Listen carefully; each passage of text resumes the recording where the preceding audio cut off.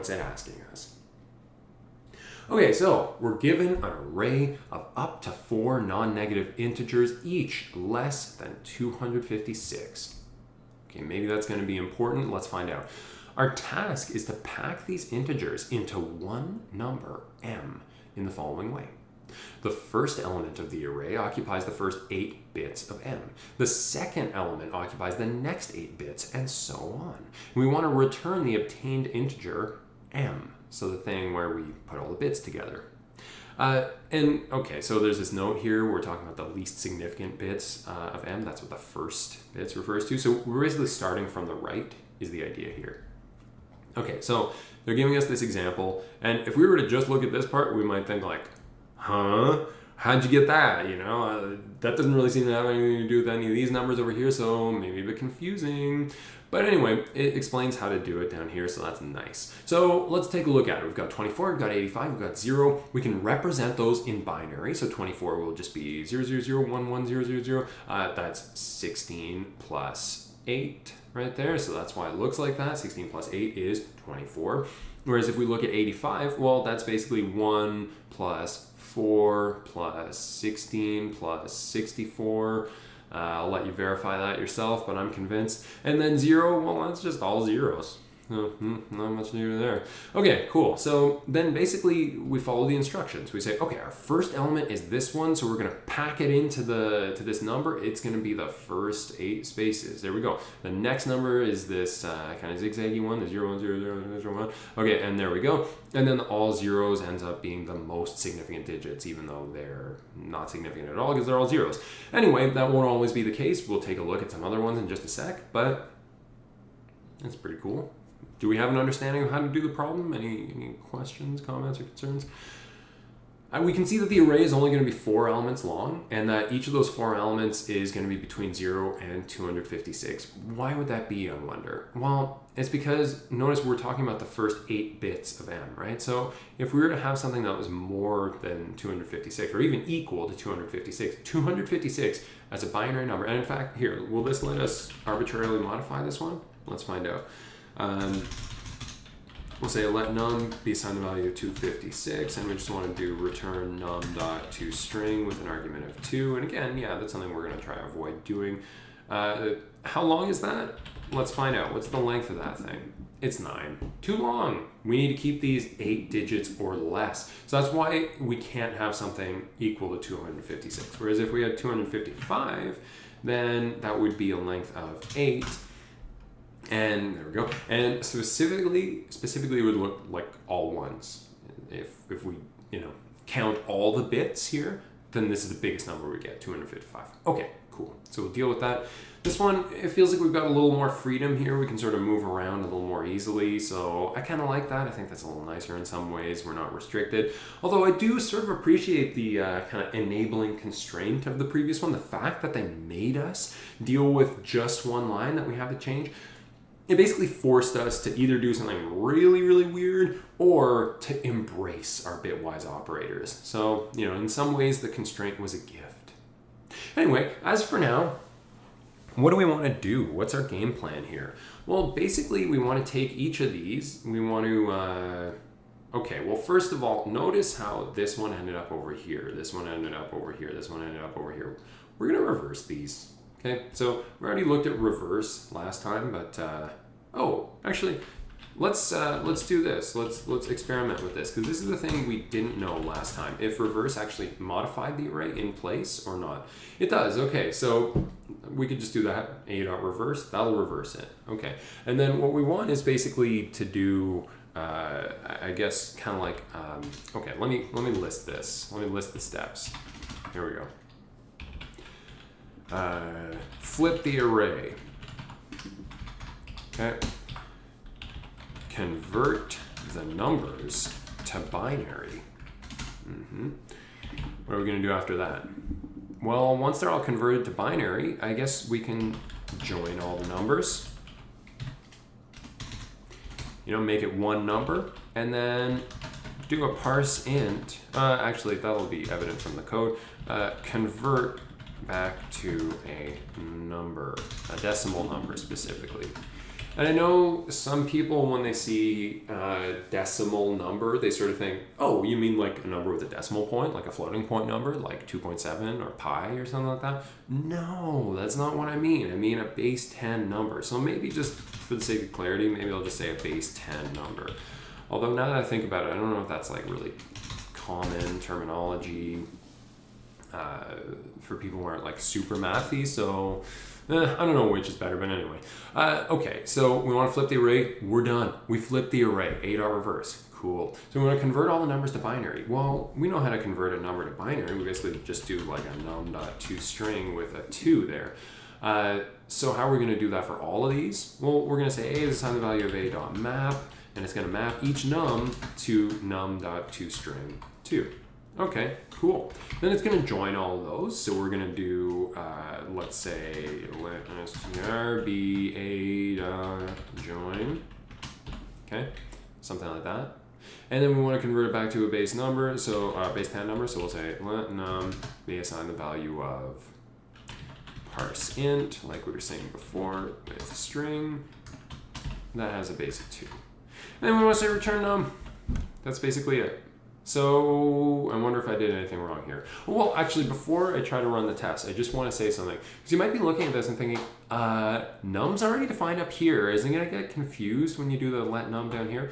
Well, no, that's part of the reason we do the let in front of the num. It's basically to say this is only within the scope of this particular function over here, or this block, actually. Technically, we don't need to worry about that even if we didn't have a let on that, because this is scoped to this function and this function alone. It's only going to be here inside the map. So we don't need to worry about that interfering with anything outside of the map. We don't have access to the scope of what's in there when we're outside. So let me know if you have any questions about scope or anything like that. But for now, let's run this. And it didn't work. Huh. Okay, well, I wonder why. Let's do a little console log here. Let's try to find out what's going on with this. So we'll see, well, what's going on with A? Oh, well, I see the problem.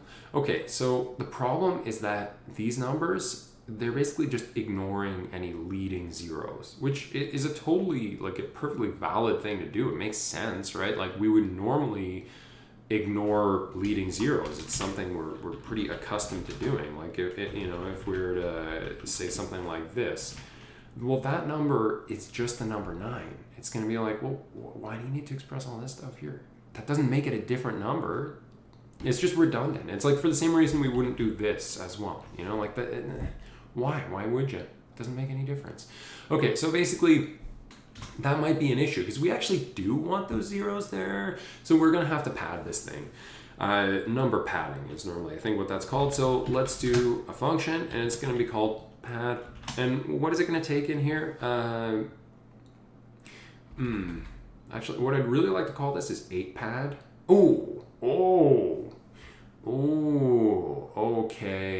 Okay. I've got an idea here. So, okay, check it out. So we're going to do something here. So we're going to say our string that we're trying to pad here is going to be there. And then we're going to say, well, that's it for now. We'll just say string. Okay, we're just going to keep it like that. So pad is this function here. It's going to take in a string, and it's basically going to pad it. So it's going to put in as many zeros as we need to in front of it to make it 8. Okay, to make it 8 characters long. So what I'm going to do is I'll say let padding be this string that's going to be like 1, 2, 3, 4, 5, 6, 7, 8. Okay, it's just going to be 8 zeros. And then what are we going to do with that? Well, basically, we're going to chop off the padding at some point, and then return that part of the padding, and then the number. So okay, let me give you an example of what I mean. Any color recommendations here? What would really splash on the backdrop here? Toching asks, could we use a bitwise operator again? And that's a great question. You know what? We probably could.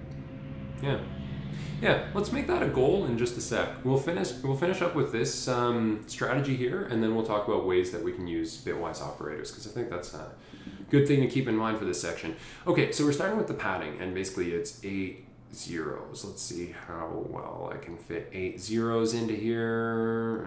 5, 6, 7, and 8. Okay, there we go. Now I'm going to switch colors. Let's get like a cool orange in here. Yeah. All right. And then what was our number? Like we had, for example, this one, right? 1, 1, 0, 0, 0. Yeah. So that would start here. 1, 1, 0, 0, 0. Okay, cool. And then basically what we want to do is we want to say, okay, hey, padding, thanks for all that, but we don't need all of that. We don't need any of this stuff here. You can cut out all the stuff that happens beyond, well, like, you know, where we already have that much length. So basically the length of this thing is going to be important, right? This string happens to have a length of 5, which means we want 8 minus 5. We want 3 of these characters. Okay, cool. So we could return something like, we'll do a padding dot slice, and we'll talk about what we're going to slice, plus str. So what are we going to slice from this?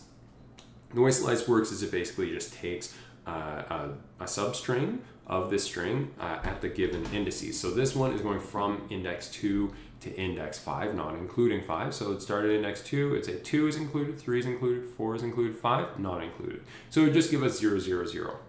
Okay, cool.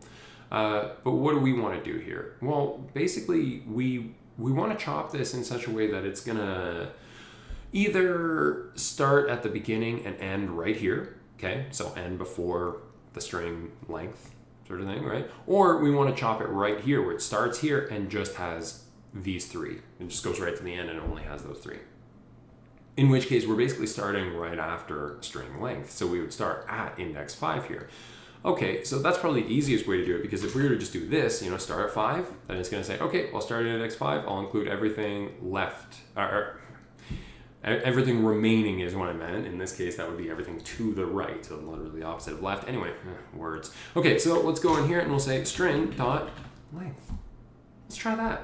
Okay, so let's just say maybe something like return pad and 1, 1, 0, 0, 0. Okay, we'll see what it gives us for that. And notice it's putting the padding first and then concatenating that. So great. Okay, so that's yeah, real nice. What if we just gave it a 0 like we had in the other case? Oh yeah. Okay, this feels good. This is working real nice. And you know what? I'm realizing something here. There's another way we could do this. Okay, I'm realizing 2 things about this whole padding thing. So we'll return to this in just a sec. For now, let's, I guess, just do that. Okay, so this is the first thing I just realized about this padding thing. Technically, this is something I knew before. We could just do it like this, repeat 8, right? Something like that. In fact, we could even make it like dependent upon, like let's say an n over here. I'll just put the n there, and that will be 8 in this case, so we could give it a second argument representing how long we want it to be, so that's cool. But we could do this in an even sneakier way. Instead of saying, okay, here's the padding, it's got all of the characters you need, and then chopping off the ones that we don't need. Well, instead of that, couldn't we just do something like this? Just repeat n minus string.length times, and then not have to do a slice on this? I don't know, I've never done it this way before, but let's see if it works. Hey, it works. It works for that one anyway. Let's just give it a 1. Well, that's working too. What if we give it, okay, let's say 0, 1, 0, 1, 0, 1, 0, 1, like the example that we have over here. Will that work? Yeah, it works. It's not giving any extra padding. If it needs an extra padding, will it give it? Yeah, okay, so this is great. This is working real nice. I want to take a bit of a detour here for just a sec, because I think we've just reached a kind of interesting moment here. We have an opportunity to talk about a very interesting JavaScript feature, which I think is worth talking about. Okay, so I'm going to make a new function, and it's going to be called pad factory. Okay, that's kind of a silly name, but that's what it's going to be called, and it's going to take the n in here. Okay. So what's pad factory going to be all about? Well, let's see. We're going to have our function in here called pad, and it's going to take in a string.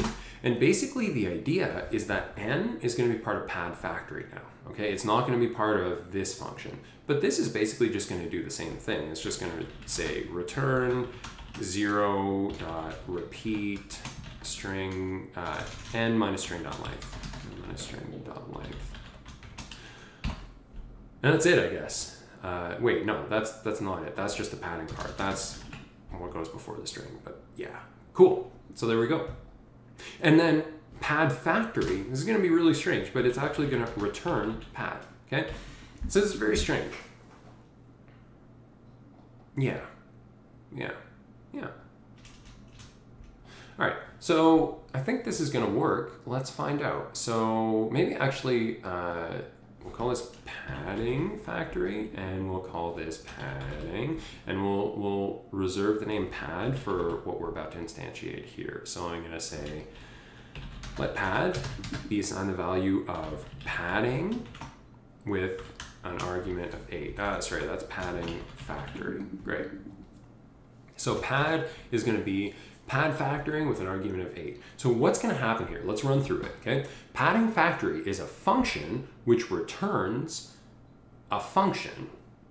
It's kind of strange, but that's a really important JavaScript feature. That's a really common sort of thing you see in JavaScript, the idea of a closure. We usually call this a closure. I think it has other names as well, but basically a closure is kind of like a function within a function.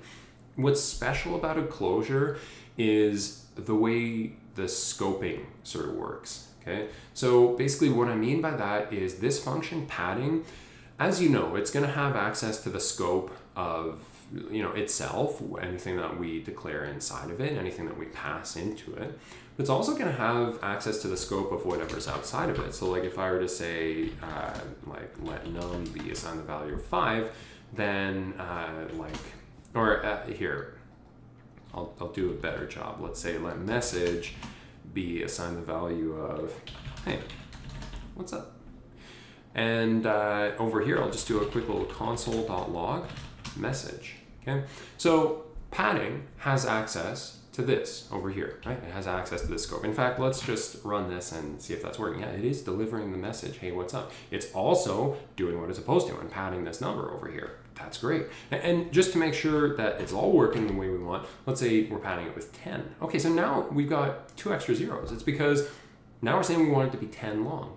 So pad is itself a function, okay? It's a function that ends up getting returned by this larger function, this outer function, padding factory. Okay, so basically padding factory is a function which returns other functions. Specifically, it returns these padding functions. What's unique about them is that they're padding functions that have a particular string length. So basically this pad thing that's being returned by padding factory with a particular argument of 10, this is now a function which will always pad the number with 10. In fact, I don't know why I have that second argument in there. It doesn't need it. It's just going to ignore that second argument. So we could do return pad of this thing, and it's going to give us 10. We could, maybe along the way there, we do a little console log, and we say pad yo, or something like that. It's just going to put a bunch of zeros in front of that. Okay, and notice we get 2 hey, what's ups now.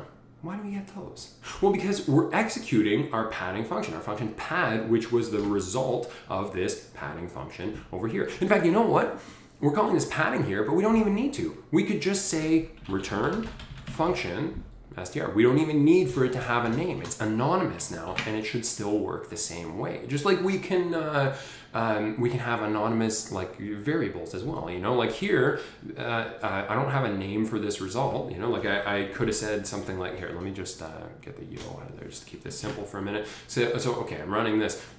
This over here, I could have said like, let num be assigned the value of this and then return num or something like that, right? But I don't need to call it num because, we already have num.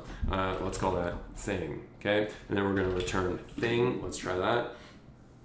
And what we find is that that's fine. It'll give you this thing.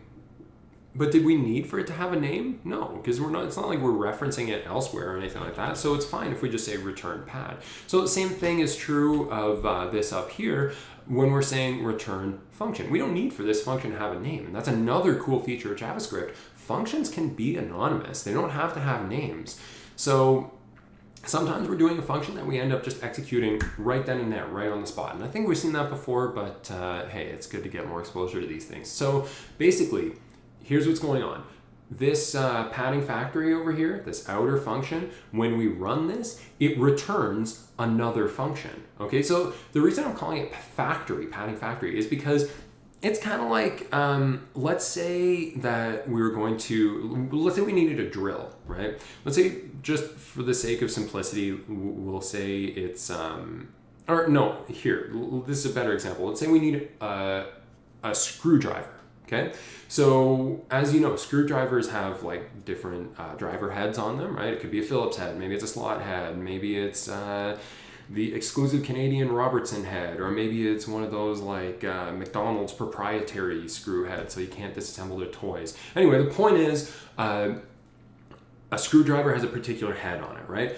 You buy a screwdriver, let's say it's a Phillips head size 8 or something like that, right? You can use that on any screw of that size, of that shape, sort of thing, right? So basically the idea is you've got a screwdriver and it's always going to work for a particular type of screw. But if you need a different type, if you have a different type of screw that you want to work with, you're going to need a different screwdriver. So we go back to the screwdriver factory, manufacture a screwdriver that's a different size, the one that will fit that new screw that we have, and now we have one that can deal with any screw of that size. So the factory, in this case, is basically making padding functions. We can make other ones. Let's say, I'll put this one below. So we'll say let pad2 be assigned the value of padding factory, and let's say this one has 20 characters in total. So now pad 2 is one that'll give it 20 characters total, whereas regular pad is one that'll just keep it 10 characters over here. So we can have as many different padding functions as we want here, produced by this factory. Now, I don't think it's essential for these to say, hey, what's up every time, so I'm going to delete this in a sec, but the reason I put this here is to illustrate an important concept. Padding factory is a function that we're running over here. In fact, let me just delete this other one, again, for the sake of simplicity. So padding factory is a function that we're running only once over here right now. When we run this, basically padding factory comes up with a new variable called message, right? And it says, hey, what's up? And then it returns this function, which has a feature of console logging that message and then returning some stuff, some padded number over here.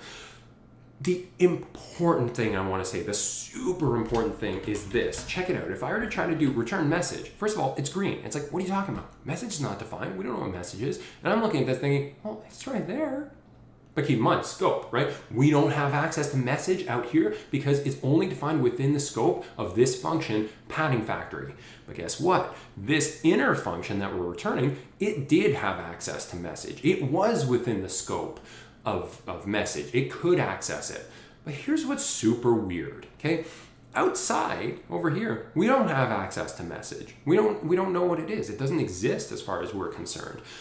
We've got this function pad, which came from padding factory. So when this function pad, when it was born, it knew what message was. So even though we don't know what message is, even though we don't have access to it, it has access to it. So we can kind of give it like this like invisible scope almost. You know, we could even do something like this. Here, check it out. This is cool. Let counter be assigned the value of 1. And then every time we do this, we could say counter plus plus. Okay? So basically, yeah, it's just going to console log that. And that's every time we run this function, right? So we're padding these things. Let's just pad some other numbers. Pad 5. Whoops. And then pad 700. Okay, just so we're running this more than one time. And oh yeah, message is not defined. We definitely don't have access to message. We don't have access to counter either. But despite that, take a look. Not only are we console logging the value of counter, we're changing the value of counter. This mysterious variable, which has a scope which has basically vanished, you know, we can't access counter outside here, but we can somehow get its value from this function pad because it knew counter in the scope where it was born. And then every time we execute pad, it's doing a plus plus, so it's still changing the value of this variable, but it's kind of like in limbo. It's kind of like in purgatory. It doesn't exist within the real world, so to speak. It doesn't really... it can interact with us. It's kind of, it's in between. It's on another plane of reality, like that one episode of Sliders. Anyway, the point is, okay, This is closures. This is why we like closures, because they have this kind of like secret scope, these secret variables that we can deal with. And that's more secure, it's interesting, it's one of the major strengths of JavaScript. People like JavaScript for this reason. Okay, now one other thing I want to say is I'm going to kill counter here. We don't need this, and therefore we don't need to do this console logging business either. We can keep it simple like this, but check it out. We still have one of these secret variables. It's n. N is the thing that we fed into padding factory originally, this 10 over here. Every time we execute the function pad, we don't need to remind it that we want it to be 10 characters. Or I might as well just switch that back to 8 since it's what we actually want. We don't need to remind it that we want it to be 8 characters. The moment we define pad, it will now always remember that 8 characters is its mission, okay? Because that's where it was born. It remembers that stuff. So functions sort of have memories of the scope that they were born in, and they can keep these memories even if the scope that they end up being executed in is not aware of those memories. So that's kind of a neat thing. It's a really, really interesting feature, and that's why JavaScript, I think, leans more towards functions as opposed to objects. And I know we've been using a lot of objects lately, but these are some of the functional strengths of JavaScript. Okay, cool. So that's all I wanted to say about that. Let's get back to the actual problem here. Sorry about the detour. So, okay, what was the issue we were having? We've got this pad function, and it's called padding. It's the result of padding factory with an input of 8. Keep in mind, padding factory is something that makes padding functions. This is the sort of thing we could transplant and use in some of our other projects because it's very versatile. Anytime we need a padding function, we can just declare one. Okay, cool. So we have our padding function, and yeah, that was the issue. We need it down here because we find when we're mapping these numbers to the binary, we're not giving them the padding they need. So let's just say pad. And you know what? Here, I'm just going to call it pad 8. Just to make it very clear that it has 8 characters. Now let's try running that. And what we find, oh, well, first of all, we find that it's passing the test. We can see that in the console logs. They're looking nice and fleshed out the way we want them to. So we'll drop the console log for now. Like I was saying before, you know, we're giving this a name and then we're just returning it. Why don't we just return it and probably get rid of the equals over there.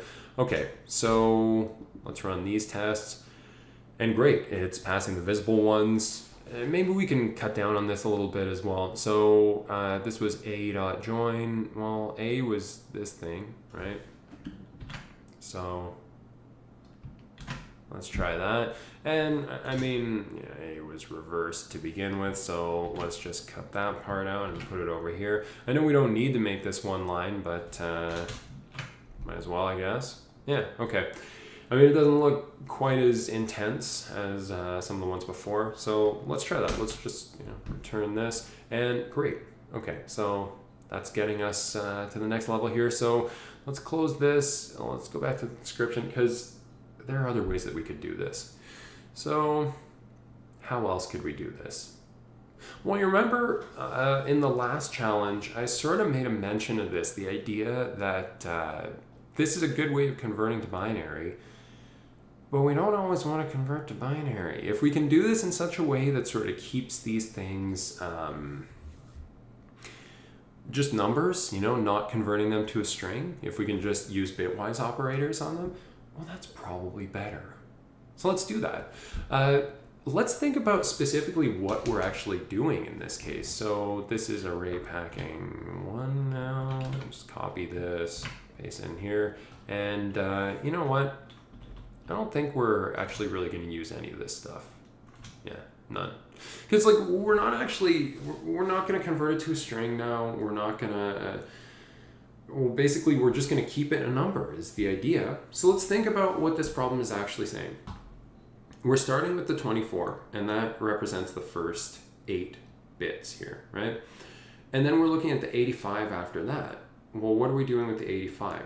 Well, basically we want to keep it the next 8 bits. So instead of just representing this as a binary number, it's kind of like we want to use a left shift, right? We want it to be 8 bits over. Sorry, it's this one. This is if we were shifting it 2 bits, right? 2 over that way, 2 over this way, all the zeros are staying the same. But yeah, let's say we wanted to shift it over 8 units, right? 8 bits. Let's try that. So if we were to do like just, I don't know, return A at 0, left shifted 8. Okay.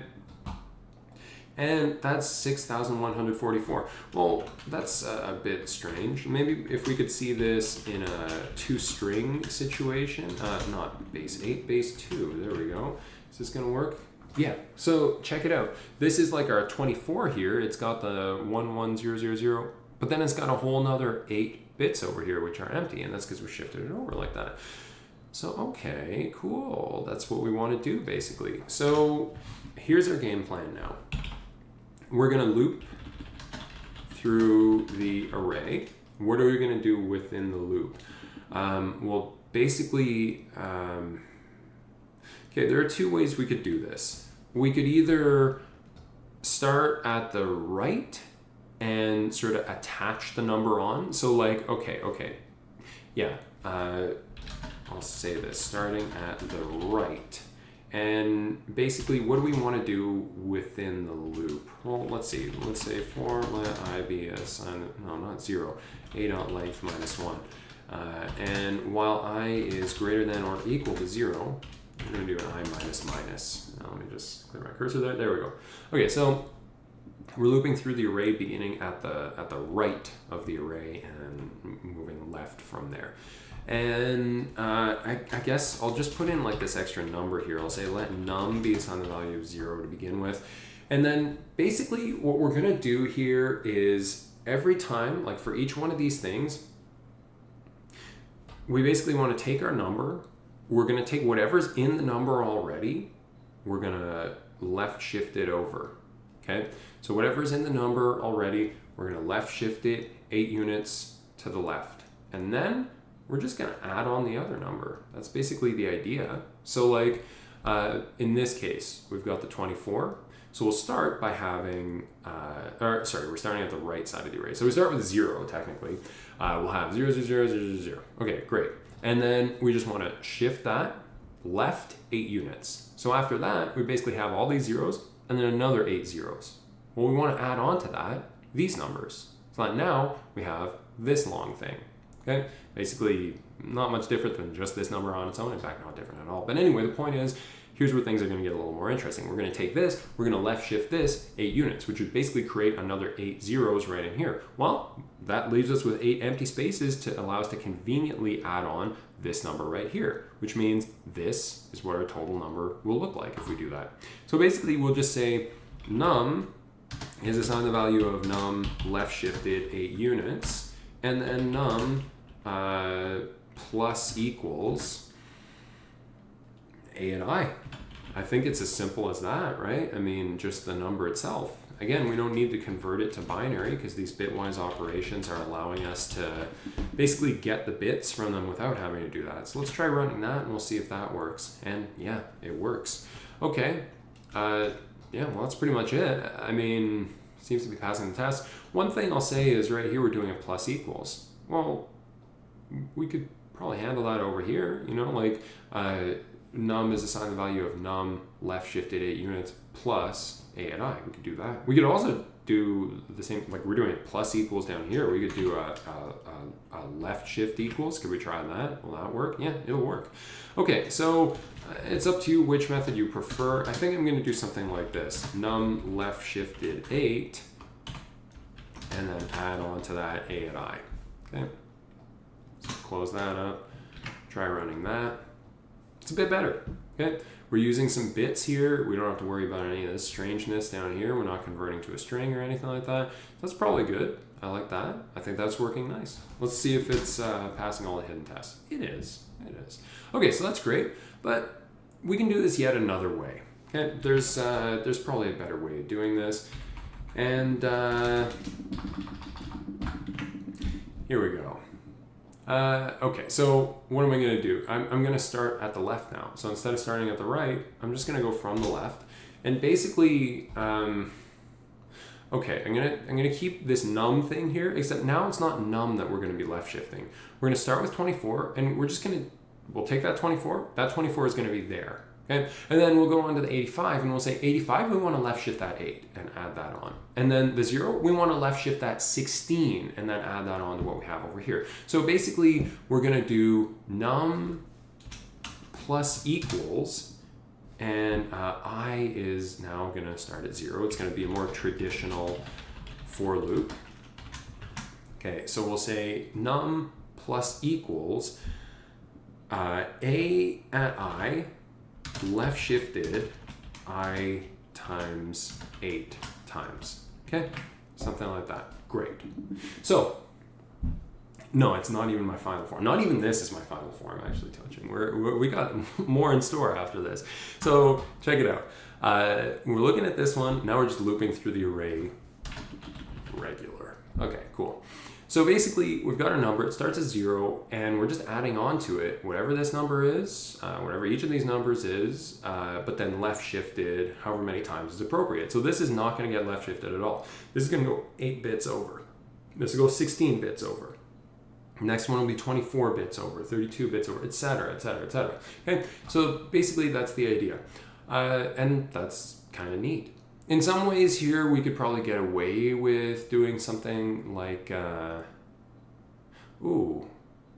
yeah, this is interesting. Okay, we could do something like this for const, no, not num, for const byte of a. Okay, we could do something like that. Instead of doing a at I, we'll just say byte.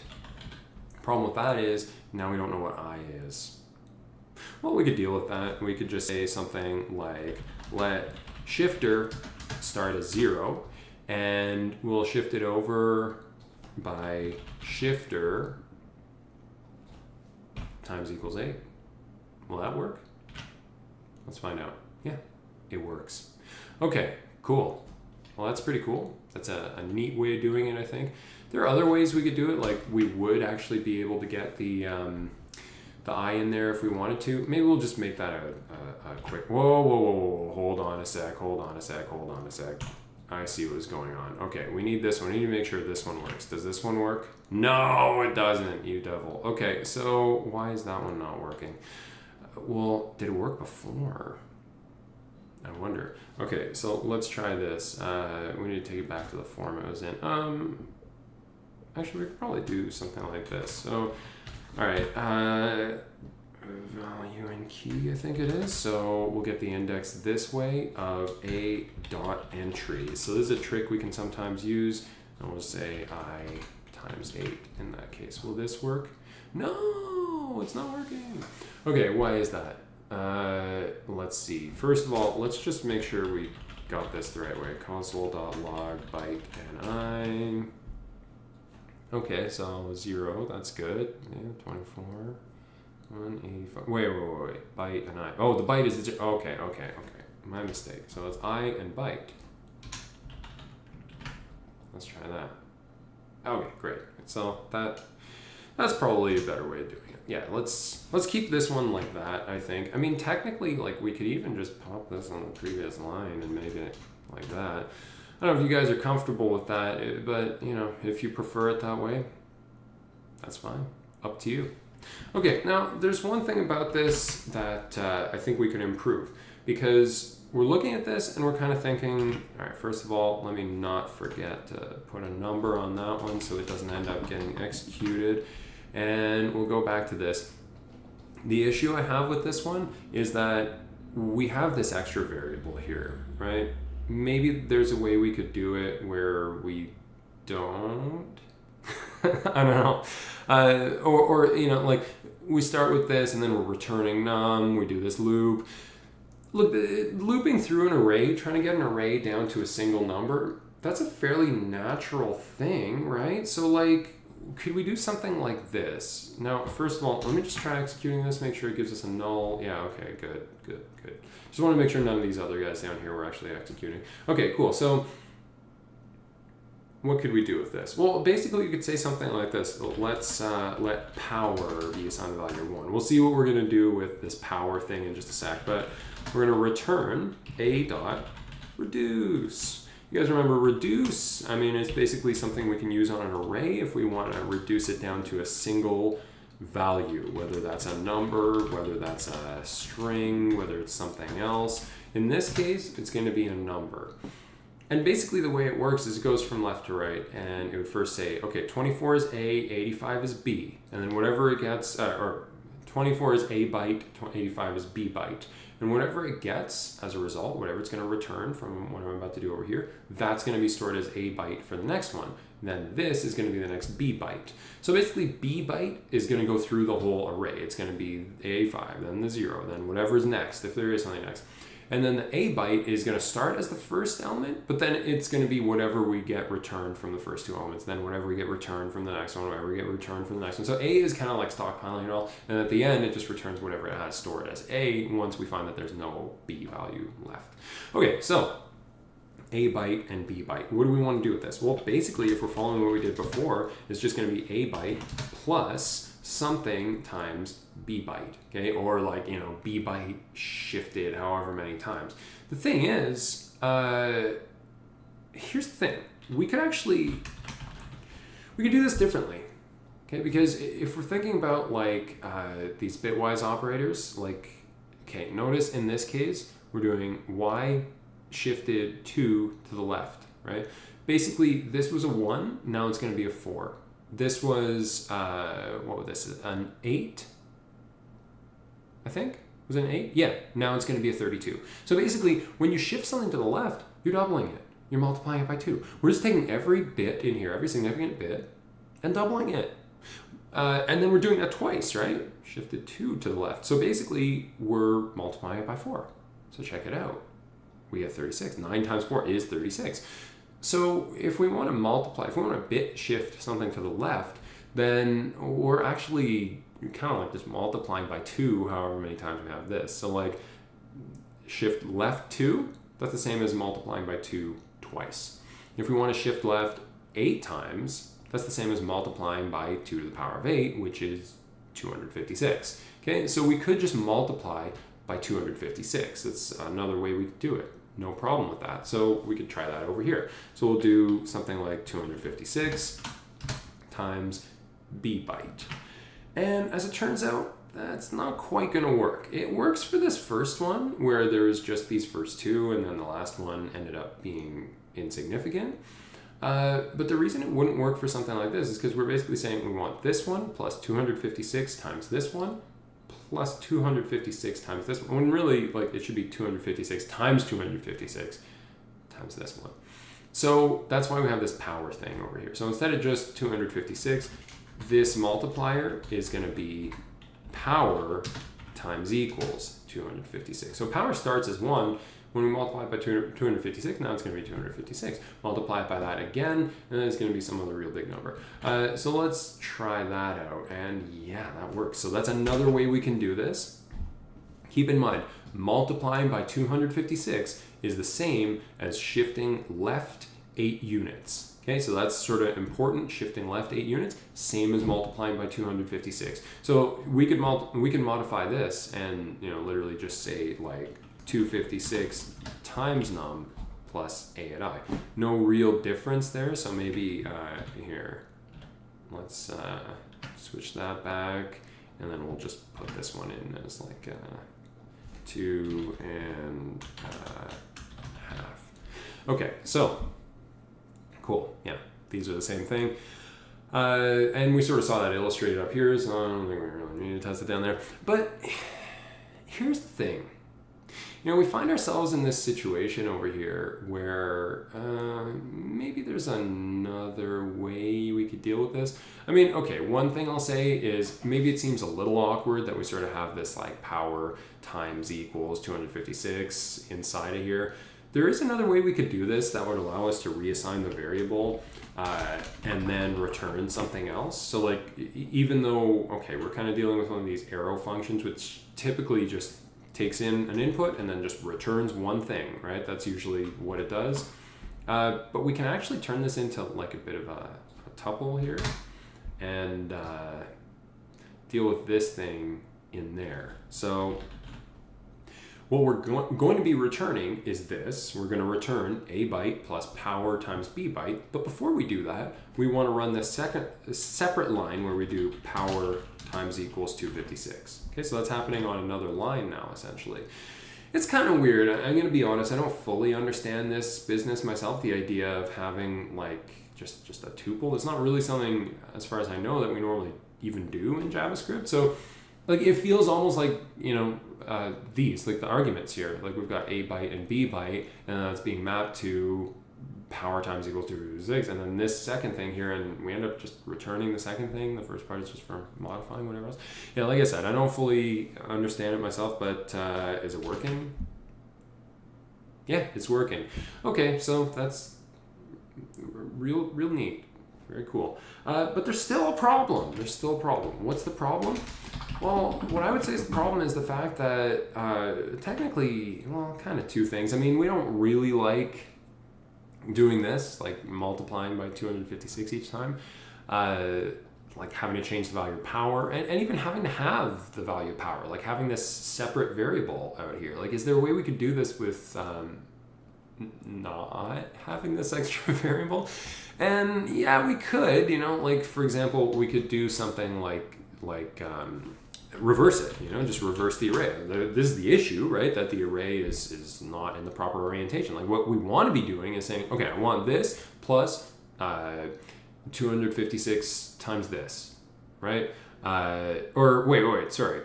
The reverse. We want to multiply this by 256 and then add this to it. And whatever result we get from that, we want to multiply that by 256 and then add this to it. So it's kind of like we actually want 256 times a byte plus b byte. That's what we want, I think, right? Yeah. 256 times a byte plus b byte. And will that work? Yeah, it does. Okay, but there's still a problem with this. Sorry, so dramatic. But the problem with this one now is the fact that, and okay, I'm calling these problems, but really what I mean is like, it could get even a little bit better. That's what I should be saying. The issue I have with this, and it's not going to be an issue in a case where the array length is just 4, but we're doing reverse, right? And the whole point is that we want to keep the complexity low. We don't want to have to scale up the complexity with the size, according to the size of the array. So in this case, we're saying that we're reversing the array and then we're reducing it. We're kind of going through the array twice when really, I don't know, if you're going to reduce it anyway, do you really need to go through that whole reversing process? Like, what if the array had 10,000 elements in it? That could take some time. We don't want to have to waste our time on that, so we have a built-in for this. Reduce, by default, always starts at the left side of an array and moves towards the right.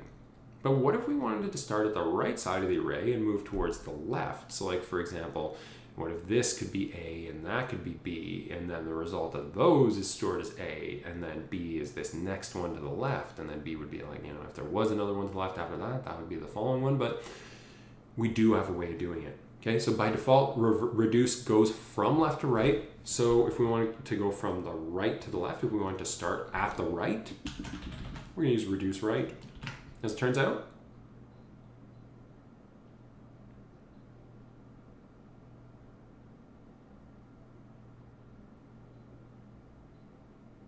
that works too. Sorry, that was a longer pause than I was expecting. But yeah, that's passing all the visible tests. Is it passing all the hidden tests? Yes, it is. Okay, cool. So that's kind of neat. I mean, technically, we're not really using any bitwise operators here. So if we dislike that, then we probably could. Like, we could probably say we want A byte shifted left 8 units plus B byte. Let's try that. Yeah, so now we're using bitwise operators. It's up to you. Whichever way you prefer. Both of those are totally viable. They're totally valid. Maybe this is more in the language of bitwise operators, so maybe we prefer that. I don't know. It's your call. Let's just make sure that passes everything, and we'll keep that as our final answer here. Great. Okay, so number 9132 is the one to click if you want to check out this whole gallery of array packing algorithms. as for now, I think we'll finish up with that one. Yeah, what's that, 8 different ways? 7.5? 7.5 is probably enough. So, yeah, let's wrap it up there. See ya. Okay.